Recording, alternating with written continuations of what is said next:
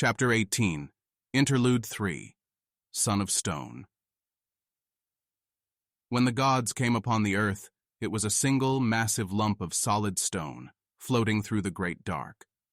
So Brock's great-grandmother taught him as a child, practicing his basic sums as she knitted a sweater with mesmerizing fluidity.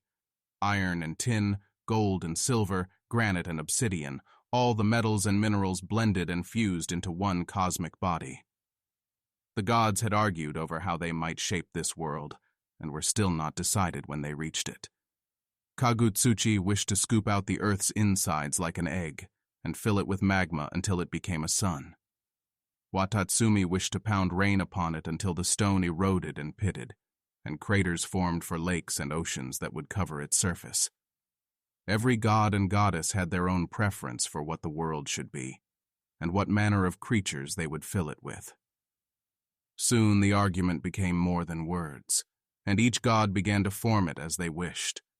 Fire filled its core so that the whole planet glowed, until water fell on the surface to cool it before it burst. Lightning blasted the stone into soil, and plants grew and sucked up the water before it washed all else away.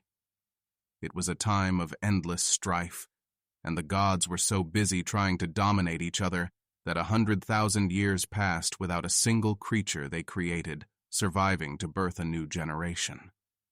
It was the god and goddess Haniyasu Hiko and Haniyasu Haim that decided to fashion creatures that could live even in such endless turmoil.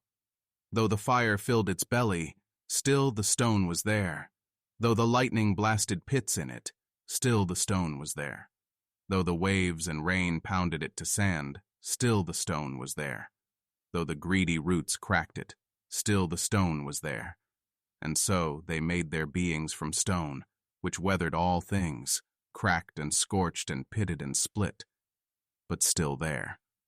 The rest of the gods' creatures, crafted from other elements, lived where they could, but the stone people were capable of surviving in the most environments and spread the farthest. Eventually the gods exhausted themselves into a stalemate and left to regain their strength on the way to another world. The various creatures and demigods that they had crafted and left behind reached a relative peace of their own and lived in their domains. As generation after generation passed, the people of stone softened and became flesh and blood. But just as the bones of the earth remained stone, so did the bones of the people, hard and strong enough to stand against the storms of the gods with a straight back.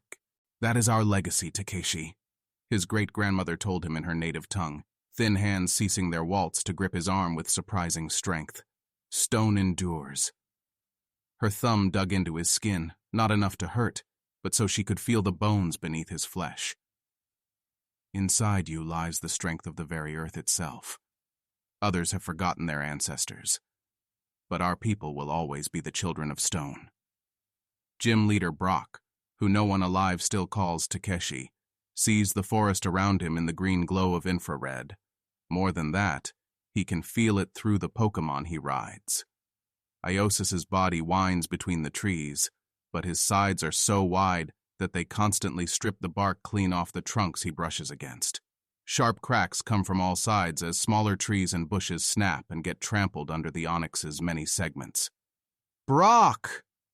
Again and again throughout the forest, trainers stop what they're doing and look on as the massive rock snake passes by, almost 60 meters long from head to tail. The boulders of its body are the height of a tall man, and from his saddle, a few segments behind the onyx's head, Brock's messy brown hair bobs just below the tree branches. "Leader Brock is here! Brock! Brock and Aosis! At your side, gym leader!" Brock uses the metal claws at the end of his gloved fingers to tap a quick pattern on one of Iosis's neck boulders, and the onyx raises its head up and roars, a response to the trainers they passed and a rallying cry to those ahead. It took under 20 minutes to rouse and mobilize the gym, and any volunteers from Pewter once Brock got the emergency alert from Viridian. Brock was filled with pride when he stepped outside his gym and saw the size of the crowd waiting. Nearly twice as many as the last Tier 1 threat, and plenty of familiar faces. He wasted no time sending out support teams to different parts of the forest, based on the ranger requests. only retaining 5 groups of 5 to ride with him toward the biggest fire where the most help will be needed. A few have peeled off to assist rangers they passed, and one from each group formed an escort unit for a group of injured trainers. By the time Brock can see the glow of the fire above the trees, he's down to 5 groups of 3, each trailing his onyx to either side on their own mounts. The others ride a variety of types to be prepared for any situation. Those from his gym tend to favor rock types, but few rock Pokemon are fast enough to keep up with an onyx. Sir, some trainers 8 degrees to your left around what might be a downed tree. Gerard's voice murmurs from his earpiece. Brock's third is flying above the canopy and looking down with thermal imaging goggles. With the reception out in this part of the forest, the radios are their only way to relay information and help navigate. I think they're trying to shift it. Got it. Brock switches frequencies to the others. Turning left, watch the tail. He taps a subtle rhythm to the left of Aosis's neck, and the onyx forges a new path through the trees, barely caring about foliage density. Brock's body is high up enough to avoid most of the brambles and bushes that survive his Pokemon's passage, the rest scratching harmlessly at his armored leggings. Soon he spots light ahead, blazing in the green tint of his goggles, and he quickly tugs them off until they hang around his neck. Within moments, they're at the downed tree where the lanterns are hung. The trainers around it are standing at the ready, their Pokemon prepared for a fight. Once they spot Brock on Aosis's back, their shock and terror gives way to relief, and one of the younger men leans against a tree with a hand over his eyes. Oh, thank Arceus. Before Brock can ask what their situation is, one steps forward. Leader, our friends are trapped under... Brock's heart sinks. The trunk is nearly as thick as Aosis, and anyone caught under it would be crushed like a caterpie. But his fingers are already moving in a rapid pattern on Aosis's neck. Stand far back, all of you. There are some branches extending from the trunk, and it's possible the broken ones under it are holding some weight off. They withdraw their Pokemon and scramble to the sides as Aosis rears up, then lowers his gaping maw over the trunk and bites down. Brock grips the handle on his saddle tight with one hand, then taps again to tell Aosis to lift. The tree rises slowly as Aosis brings his head back up. Brock is lifted too as the segment he's seated on rises, bringing him partway into the canopy. As soon as there's room, a couple of the trainers begin to crawl under the tree, one holding a lantern. There's a cry of relief, then dismay, and the others quickly join them to assist in bringing the bodies out. By then, his gym mates and volunteers have arrived, and a few get off their mounts to help. There's the flash from under the tree of a Pokemon being withdrawn into their ball, though in what condition Brock doesn't know. Once everyone's out from under the tree, Brock taps another command, and Aosis drops the trunk with a crash, its middle imprinted with the Onyx's triangular bite mark. Some of the trainers are weeping over one of the bodies, while others surround a second, an unconscious girl whose arm was crushed. The grass is dark with blood in some places, and the smell of it fills the air around them. Brock turns to the only trainer still standing. What happened here? Did a Raichu bring down the tree? The woman doesn't respond, staring in disbelief at her dead friend.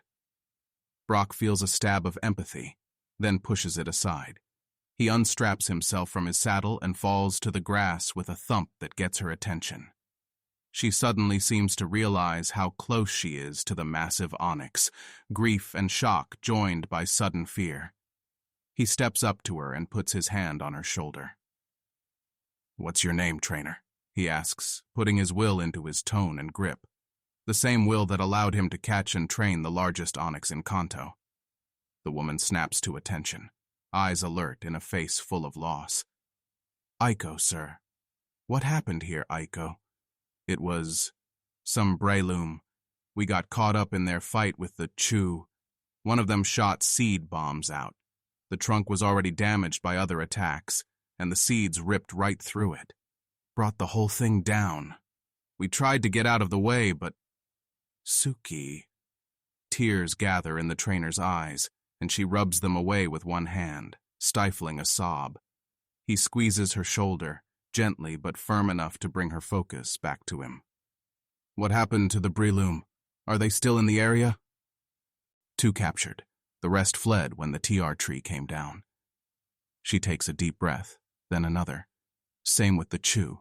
We haven't seen them since, but they ran that way. She points, and her hand is steady. Brock nods and looks at his people. Gestov, Mark, stay with them and get the injured to a hospital. Paula, Avani, see if you can find the Breloom and Chew. They confirm, and he turns back to Aiko. Her face is full of loss and pain, but her eyes are clear, her breath steady. Satisfied, Brock lowers his voice, speaking with quiet confidence. Thank you, Aiko. I know your heart is heavy, but the others may yet need your strength to survive the night. Can I count on you to get them through this? Yeah, I won't let them down. I know you won't. He squeezes her shoulder again, thumb feeling her collarbone. You have the strength of stone. She bows her head. Thank you, leader. Brock returns to Aosis and climbs up its boulder segments until he's back in the saddle. From so high up, he projects his voice for all to hear. Tonight has taken much from you all, but it's not yet time to mourn. We don't know how extensive the rampage is, but the nearest ranger outpost has been destroyed, and you can't stay in the forest. My people will lead you to Pewter, where you will be safe. Courage, for a little longer. Dawn is coming. Most of the trainers are looking at him by the end, brushing tears away or standing again, heads held high. Brock turns Aosis toward a clear path through the trees, and they swiftly leave the gathering behind, his followers waiting until the Onyx's long body and tail is gone before following. Once he's away from the lights, Brock puts his goggles back on, bringing the forest into green-tinged sight again. One hand goes to his ear, and he switches to his third's frequency. Gerard, some Breloom may be in the area. Keep an eye out and relay to Paula and Avani. Yes, sir. Be aware. You're approaching the smoke surrounding the fire. I can't see through it. Got it. Stay clear for now. He switches to general chat. We're approaching the fire. Groups 4 and 5 spread out and circle around to lend support to the rangers at different points. Groups 2 and 3 disperse and check for distress signals to assist trainers wherever you find them. Without a steady signal to update them, some might be obsolete, but keep looking. Brock barely ducks in time to avoid a branch that sweeps just over Aosis's horn. Group 1, with me. A few moments later, he sees the smoke, lit by scattered lanterns and the fire at its heart, and then they're plunging into it. He guides Aosis with taps of his fingers, a few on the side to turn him toward the denser smoke, and another quick pattern on his back to slow him down. The smoke makes his infrared goggles worse than useless, and he takes them off so he can see by the distant, diffused glow of the fire. As they get closer to the center of it, the light grows, as does the heat in the air.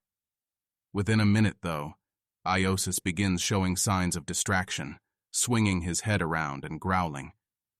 Brock looks around in the smoke for what might be upsetting his Pokémon. Onyx are used to navigating in the pitch blackness of mountains and deep within the earth, but maybe the ethereal lights and the thick smoke are making him twitchy. Aosis suddenly slows to a stop, and there's a sharp crack as his Pokémon's head swings around, the horn on his forehead messily splintering a branch into pieces.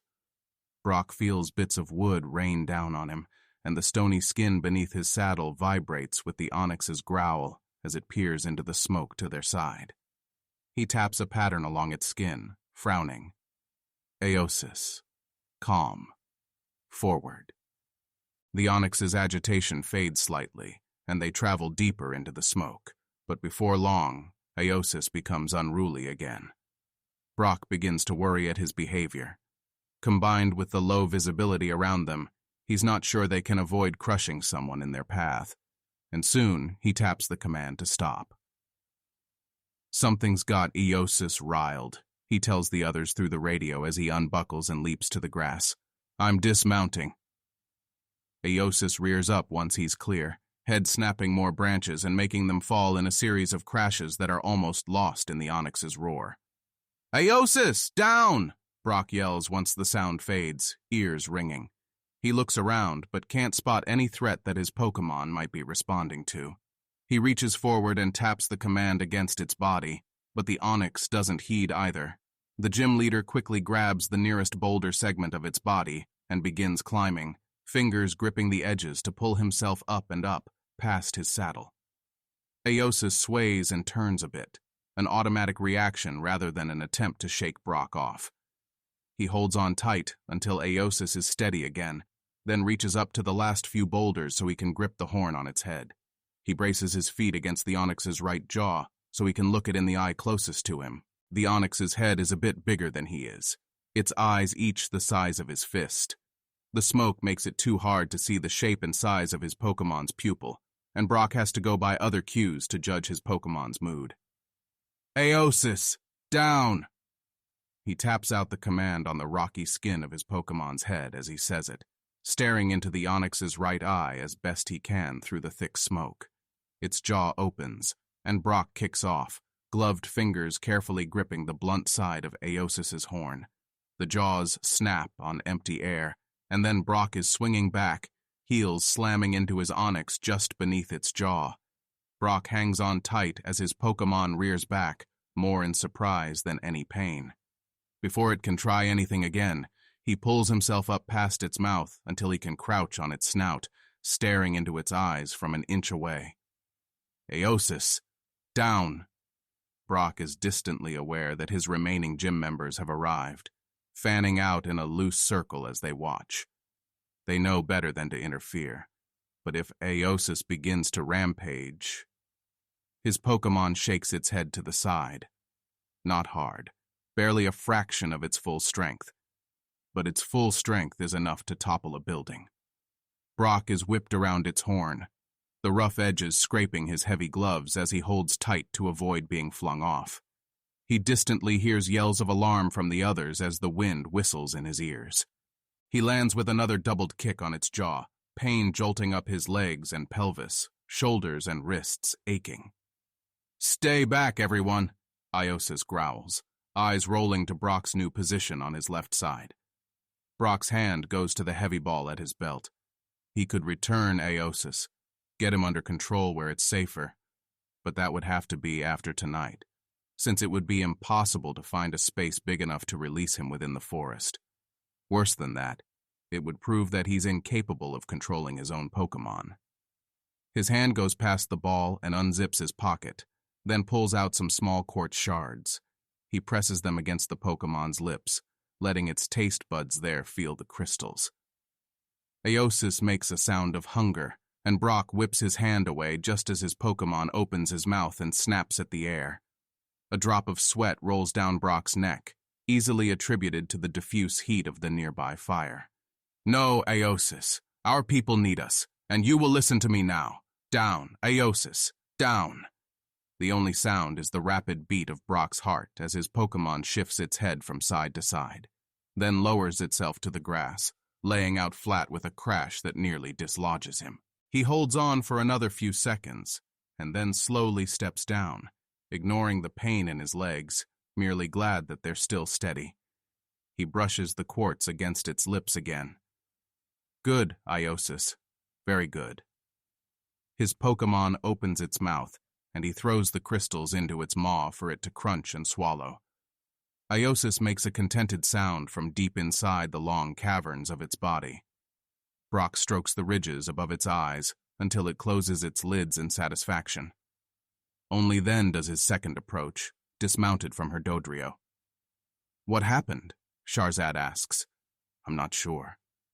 Brock looks around in the thick smoke again, where the other gym trainers have formed a loose semicircle. "Everyone, scout out in pairs and stay alert." They begin to move in expanding loops, disappearing between the trees as they explore outward. Charizard approaches and strokes Aeosis's other eye ridge, long black hair tied back in a heavy braid. "What is it, boy? What got you so spooked?" Brock smiles as his Onyx responds positively to her touch, some of his tension fading. That had been far too close for comfort. Luckily, Aosis seems fine now. Despite how responsive Aosis often is, it would be a mistake to treat him like any other Pokemon. No matter how much they trained, the Onix's temperament remains wildly unpredictable at times, and with so much power, even the slightest mistake can be disastrous. The thought of what Aosis would do if he ever went on a true rampage has kept Brock up many nights and compelled him to spend more hours training the Onix than the rest of his Pokemon combined. A year before, Brock fought a fully grown Tyranitar that came down from Mount Silver, 4 stories tall, each of its feet the size of a car, able to level a building with a sweep of its tail. He commanded Aosis to wrap around it, hoping to bind it into submission for long enough for help to arrive. But after a few seconds of grinding, there was a massive crack, and the Tyranitar's struggles ceased. Brock stared in shock as his Onix began feasting on the broken granite skin of its opponent, the enormity of the power he had harnessed truly registering for the first time. Ever since Brock captured the legend of Mount Moon 2 years ago, he became something of a mythical figure in Pewter. It helped him expand the gym's power and influence, but many of the residents began treating him with a deference that bordered on worship, which was distinctly uncomfortable. A number of the city's citizens, especially the older ones, viewed Aosis as a god, the progenitor of his race. Brock tried to convince others to work with the Onix, but most were too afraid or reverent to attempt it. As he told anyone who would listen, such talk was foolishness. A god would not be captured and tamed like any other monster, however perilous it had been to accomplish. Like the storm birds, they would be forces of nature beyond human control. In private, though, he can occasionally admit how that might describe Aosis after all. Charizard was the only one besides Brock willing and able to train the Onix. She explained that in her home region, the Onix grew nearly as big more regularly than in Kanto, though she admitted to never seeing one quite his size. It gives Brock a measure of peace to know that if something happens to him, Aosis would be in good hands. He's probably just unused to the smoke, she says after a moment, reaching into the pouch at her waist and feeding Aosis a small amethyst. Maybe if he went underground, he would feel more comfortable. Brock rubs his chin. Maybe. He could submerge just enough that I could still ride him, if we're careful. But it would heavily damage the tree roots and... Leader. Brock's hand goes to his earpiece. Go ahead, Wallace. We found 2 trainers, dead. They weren't absorbed or eaten, but their bodies have long, deep cuts. Brock relays the info out loud, and Charizard swears under her breath, hand at her belt. Killing without feeding. The only things in the forest that come to mind are Shiftry.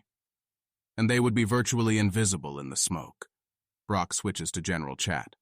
High alert to all points. There may be camouflaged Shiftry around us.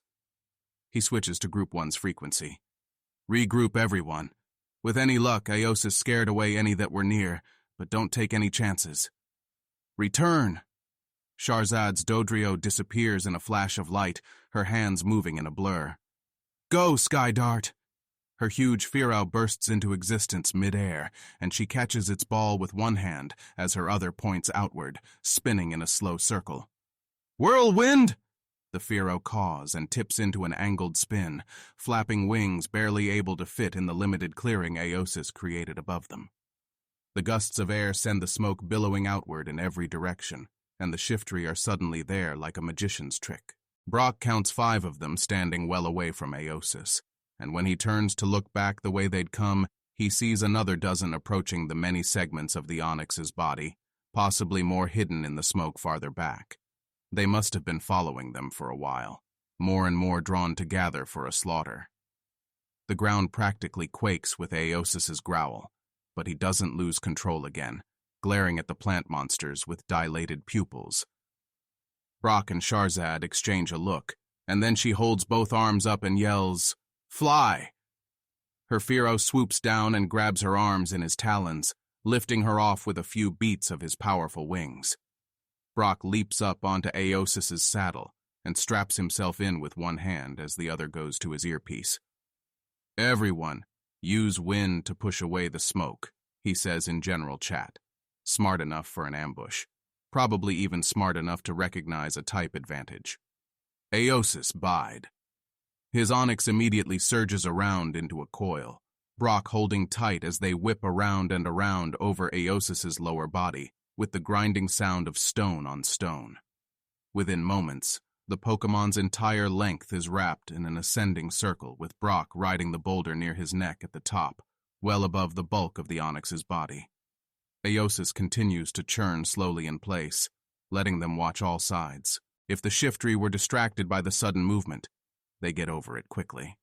Some bound forward, sharp leaves extended, while others stay back and begin to spit seeds out. They crack against Aosis's sides without leaving a mark, but moss and roots swiftly grow where they struck, spreading their way between the boulders as the forward Shiftry slash and hack at him, their sharp leaves tearing against his rocky skin and leaving behind lines of acid that etch into the stone of his hide. Aosis's body vibrates as he growls, but Brock taps out his custom command again. Bide, just a little longer. Shiftry are some of the most subtle and cunning Pokemon around. If Aosis just rushed at them, they would use their speed and agility to keep their distance, harry his sides and rear with quick strikes. It might take hours, but eventually they would whittle the titanic Onix down. More and more of the Shiftry close in, covering Aosis's outer coils with acid scars and roots. Brock keeps his body low and slides his arms into straps along the saddle to avoid any seed that might shoot higher, and to be prepared for what comes next. He watches one of the Shiftry in the distance finish spitting seeds out and leap forward to use its leaf blades. A mirthless grin peels Brock's lips back. Smart as the Shiftry are, humans are smarter. And combined with his training and guidance, the prey they trapped is far too large for them. Aosis trembles beneath him and coils himself tighter, almost as if he's trying to shrink into himself, and the Shiftry's attacks grow more frenzied, most of the remainder swooping in for the kill. Now, Brock's claws tap 6 times against Aosis's skin. Graw! Brock keeps his eyes tightly closed as he's whipped left and right, body tied so securely to the saddle that he's in more danger of throwing up from nausea than he is of getting flung off. He's long since grown used to the disorientation, however, and simply holds tight and endures it while his Onix unleashes the rage it had built up. First the tail, swinging out in an unwinding arc that sends shattered Shiftry sailing through the air, most already dead before they smash into trees. Then the head, darting left and right, rising and falling again and again to chomp down on the plant Pokemon that had avoided the tail. In less than 10 seconds, over 20 Shiftry lie dead and dying, some chomped in half, the rest broken and battered into pulp. Brock suddenly tastes eggs, hears a creaky door, feels the chill of the winter wind. A kaleidoscope of colors explode behind his eyelids, and his nose feels stuffed with cut onions, the acidic fumes melting his brain into jelly as the sensations all shift, then shift again, then overlap in a maddening mix. His skin feels both hot and cold in overlapping waves, and his sense of gravity completely unhinges so that it feels like he's clinging to the saddle to avoid falling into the sky, then feels the pull to his left side, then all directions at once. Aosis makes a sound of confusion, slowing to a stop and writhing spastically. Brock struggles against the whirlwind of sensations and opens his eyes a crack as he bounces up and down. The 3 Shiftry that remain are standing far back, and through his goggles, their eyes glow a brilliant green. His Pokemon suddenly flips himself over, rolling into a tree and collapsing its trunk over his back. The spike on his head keeps his foremost boulder segments from touching the ground, and ensure that Brock isn't crushed in his carefully located saddle. Brock doesn't know what sensations his Onix is being overwhelmed by, but he can feel his own mind scrambling under the assault, and he grits his teeth as he struggles to stay conscious. At first, his brain interprets the high-pitched screech as just another hallucination, but then the mental attack abruptly ends.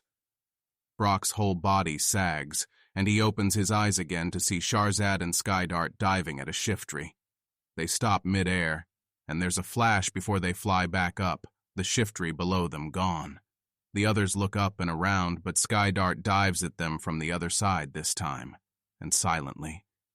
He flaps his wings to stop just above them and hover for a couple seconds, displacing the newly gathered smoke. Shahrazad hangs one-handed, the other holding a great ball out so that it locks onto another of the shiftry, then tossing it for the capture.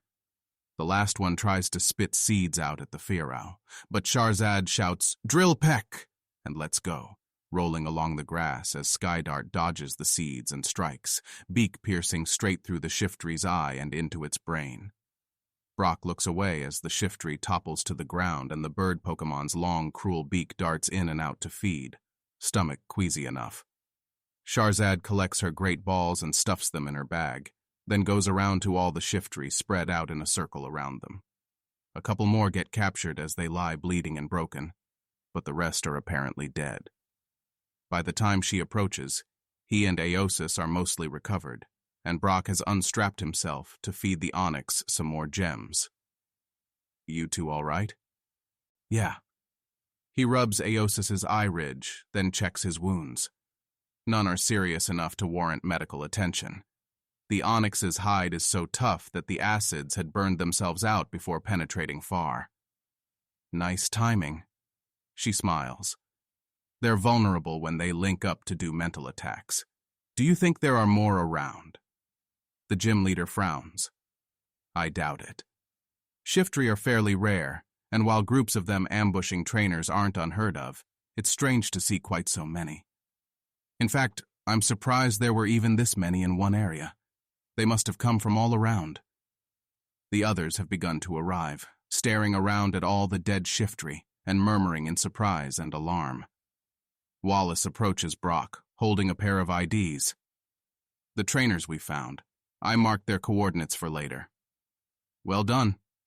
He reads their names, Pamela Harris and Derek Watson, committing them to memory and studying their pictures as best he can in the dim light.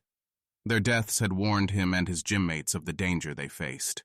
The least he could do is know who they were. "Everyone else okay?" Shahrazad asks, and the others confirm that they hadn't encountered any trouble. "They must have all been drawn to Aosis." Brock nods and puts the trainer IDs away. "Let's get going then, before any more show up. The fire is a fearsome thing, burning hungrily for kilometers and constantly threatening to spread further. The rangers and trainers have done a good job with the firebreak, but even with dozens of them working together, they could only expand it outward a bit at a time. Aosis almost doubles its size in one lap, then doubles it again in another two. Brock stands on the Onyx and holds onto his horn as he tunnels just a bit beneath the surface, guiding him along the edge of the firebreak by tapping on it. Grass, roots, and bushes are no obstacle, and the occasional tree takes only a few minutes to uproot and push aside. After about an hour, the firebreak stretches far enough to safely contain it in every direction. Brock returns to Ranger Haru, who thanks him profusely for his aid. Most of the other rangers and trainers have begun to disperse, some to rest farther from the heat and smoke, others toward pre-registered distress signals. Brock already sent the remainder of his group along to help them, and now that the fire is contained, he begins to search for a trainer or ranger that might recognize the trainer IDs they found. Someone eventually tells him he saw them with Ranger Malcolm, and when Brock tracks the coordinating ranger down, his face falls as he takes the IDs. "Yes, I sent them out," he says, taking his cap off and wiping at the sweat on his forehead. "Those damn shiftry. We had some others encounter them too." He gestures toward 3 trainers, 2 boys and a girl, who are helping with some final cleanup efforts. "Really?" Brock eyes the trainers, impressed. There probably hadn't been as many as had attacked him, but they all seem fairly young, one of them especially so. In fact, Blue Oak? The youth looks up from the branch he's dragging, then snaps to attention. He hesitates and looks at the other 2, who nod at him to go ahead before he jogs over. "Yes, Gym Leader. I thought that was you. You recognized me. We didn't speak, but you were with your grandfather a couple years ago when he visited Pewter." The young oak nods. "Of course. I forgot." Brock smiles. He can't tell if the boy is implying that he regularly forgets meeting gym leaders, or if he's just being modest of recognition he gets for being with his grandfather. I hear you survived an ambush by some shiftry. Blue blinks. Yeah, about an hour ago. How many were there? 6. 6 more. This was within the smoke, yes? How did you spot them? Brock listens in quiet fascination, then shakes his head. You got incredibly lucky. Blue stiffens a bit, chin rising as his face goes blank. Yes, gym leader. So did I. Brock grins as Blue's expression turns to surprise and explains what happened with his own encounter. Did you check the area? See if there was anything that caused them to attack you? No. We came back to warn others. Could you find the spot again? Blue hesitates. Maybe. The smoke. Brock nods. I understand. Well, I'm glad you're okay. You do credit to your family name. Blue bows his head. Thank you, leader. Brock is about to turn away when the boy looks back up, seeming poised to say something further. Yes. You brought help, right? From Pewter? I did. They're spread out now, assisting others. Brock frowns. What's wrong? I left some friends to come help with the fire. One was injured. If you wouldn't mind, could you? Brock already has a hand on his earpiece, picking up on the boy's concern. Names? Red Veras and Leaf Juniper. Brock asks over every frequency if anyone has encountered either, and gets the affirmative from Julie. One of my people has your friend Red and is taking him to Pewter. She says the girl stayed behind at your camp. For a moment, Brock thinks Blue is going to faint in relief, the young boy rocking back as his shoulders sag. He puts a hand out and grips his shoulder. You all right, son? Blue takes a deep breath and nods, standing straighter again. I'm fine. Thank you, leader. The new sincerity in his voice makes Brock smile. He squeezes Blue's shoulder, feeling the strength of his bones before letting go, remembering Aiko. His position often carries with it many burdens, but it's moments like this that he feels most deserving of his title. Thank you, trainer, for your assistance. Feel free to stop by the gym if you're going to Pewter. Blue nods. My friends and I were heading there. Then stay safe until we meet again. The boy says goodbye to Ranger Malcolm, then the other two, and heads off into the forest at an odd hopping jog. What will you do now, leader? The ranger asks. Head farther south. The Viridian Gym might need help with emergencies closer to their side of the forest. Especially since Giovanni isn't usually in his city, Brock refrains from saying. It would be uncouth to speak critically of how another gym leader manages their city. Yourself? Malcolm sighs. Once this fire dies down, we'll have to assess how big an impact tonight will have on the ecology and decide where and when to rebuild our outpost. The initial Pikachu and Raichu rampage that started this mess is just the beginning of our worries here. Combined with poachers that will come to take advantage of the confusion and chaos, a ranger's work is never done. So it's said. Brock holds out his hand. On behalf of Pewter, thank you for your service. If you need anything from my city, please let us know. The ranger takes it. Thank you, leader. Your people made a great difference here, as did your Onyx. Good hunting. Brock nods and heads to Aosis. He notices that it's a bit easier to see than it was and checks the time. 4:30 in the morning. The sun's rising. Weariness numbs the edges of Brock's thoughts, but he ignores it and remounts. Group 1, we're headed south. Form up. There's a lot of forest to cover, and a gym leader's work is never done either.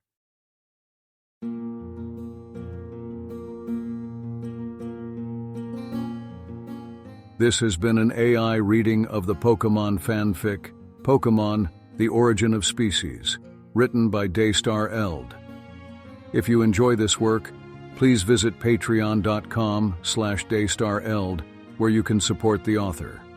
Additionally, if you enjoyed this podcast and wish to help support the creation of others like it, you can visit patreon.com/AskWhoCastsAI, where we are releasing episodes 4 weeks in advance of the regular feed. Thanks for listening.